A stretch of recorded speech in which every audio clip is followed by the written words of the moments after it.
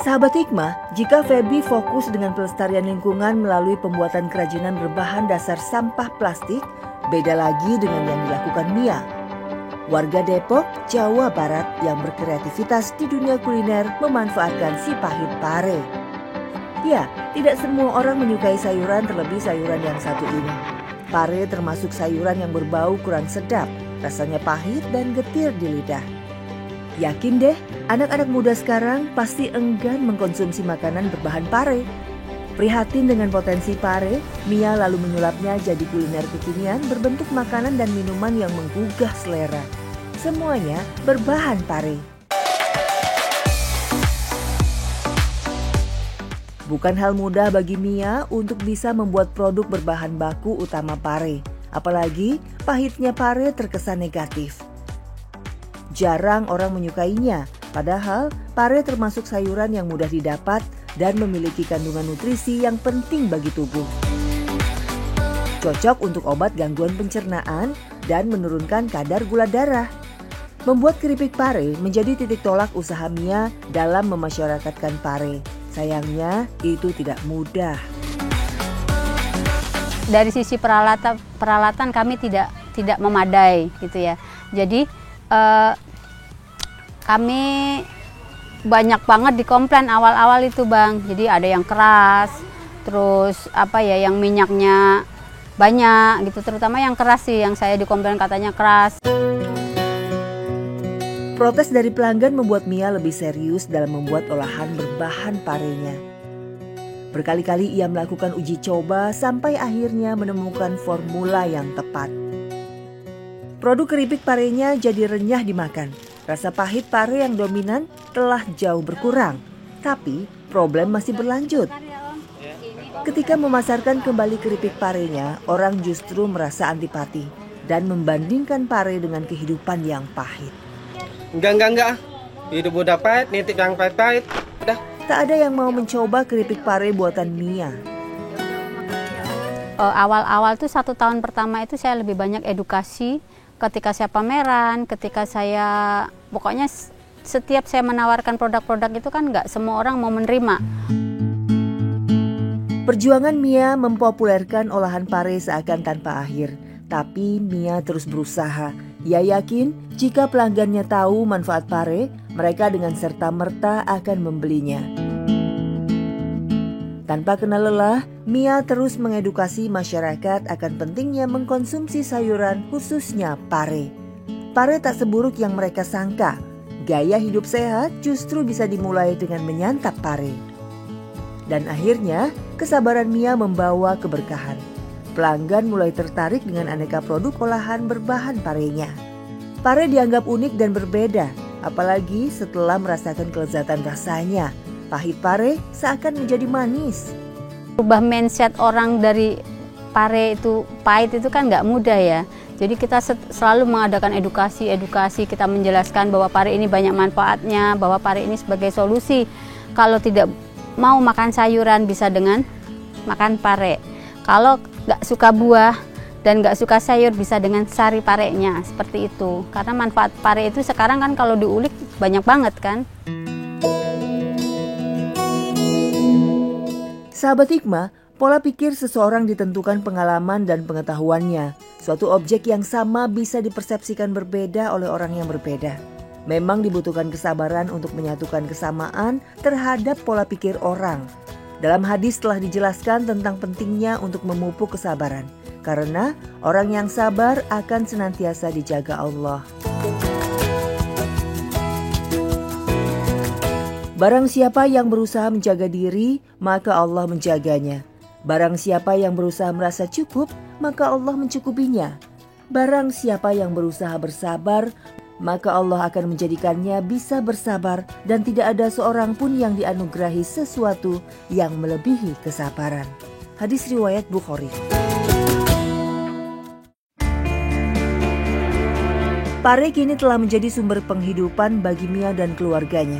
Apalagi setelah suaminya memutuskan untuk hidup berpisah. Mia harus pintar-pintar mengelola keuangannya agar bisa bertahan hidup. Berkat pare, Mia bisa menyewa kontrakan sederhana sebagai tempat bernaung. pare seakan jadi penyelamat bagi kehidupan Mia. Keadaan saya itu awal-awal itu benar-benar saya tidak punya apa-apa.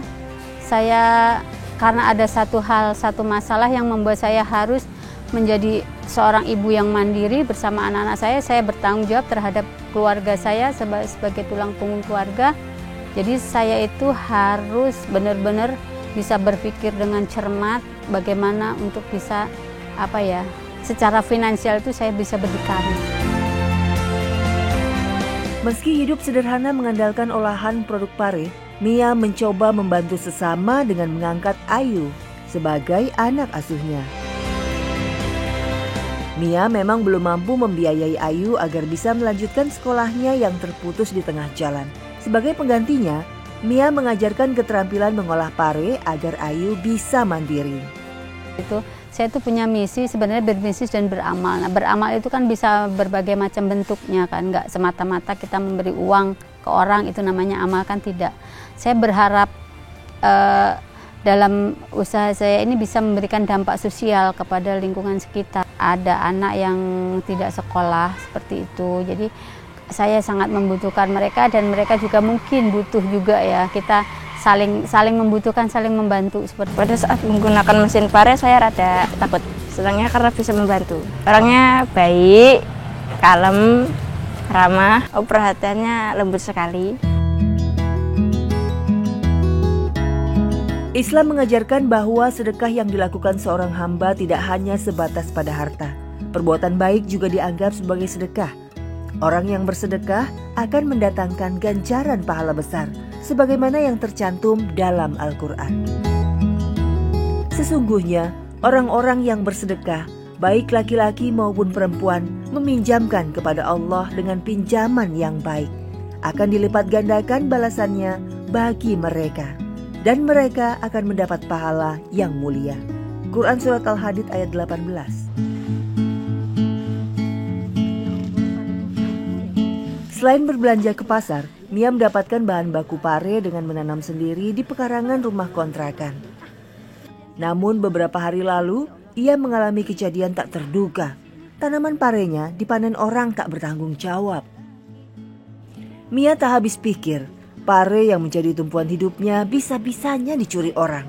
Padahal nilainya tak seberapa, tapi sangat berarti bagi usaha Mia. Kalau di rumah sih hanya sedikit-sedikit saya mencoba untuk menanam pare, untuk kita amati gimana sih sebenarnya, kan kita perlu belajar juga ya. Bukan cuma kita dapetin aja dari pasar gitu ya, tapi saya berusaha untuk mengamati. Di rumah itu saya nanam hanya beberapa pohon. Kondisinya kemarin itu saya sedih juga sih sebenarnya ya. Saya rawat, sudah saya tanam gitu. Tiba-tiba dibabatin orang. Produk olahan pare yang dibuat Mia beragam jenisnya, mulai dari jus pare, sambal, sampai keripik pare. Untuk jus parenya terdiri dari 2 jenis, yaitu jus pare original dan jus pare segar. Jus pare original keseluruhannya terbuat dari pare yang ditambah air mineral. Sensasi pahit sangat terasa. Sementara jus pare segar pahitnya tidak dominan, berkat tambahan serai dan jeruk. Untuk menghilangkan pahit pada keripik parenya, Mia sengaja melakukan proses fermentasi dengan cara merendam potongan pare segar dalam air garam selama 6 jam. Selanjutnya, pare dicetak dengan menggunakan mesin. Untuk kemudian dilapisi tepung yang telah dicampur bawang putih, ketumbar, dan kencur. Pare lalu digoreng menjadi keripik yang renyah. Bagi pecinta makanan pedas, sambal pare pastinya wajib dicoba. Yakin deh, pedasnya beda, bercampur sensasi sedikit rasa pahit pare yang khas. Untuk keripik itu 20.000, untuk sambal itu 35, untuk jus itu 15. Tapi kami memberikan harga spesial untuk reseller. Kalau untuk pendapatan sih sebenarnya alhamdulillah cukuplah untuk kita keperluan hidup. Mia memasarkan produk makanan dan minuman berbahan pare secara online dan langsung dikontrakannya. Mia berharap ke depan produknya semakin dikenal hingga omsetnya bisa terus bertambah. Semoga saja dari berjualan di kontrakan rumah, Mia bisa memiliki toko sendiri untuk aneka olahan berbahan parenya. Mia yakin pahitnya pare justru akan memberinya rezeki dan keberkahan.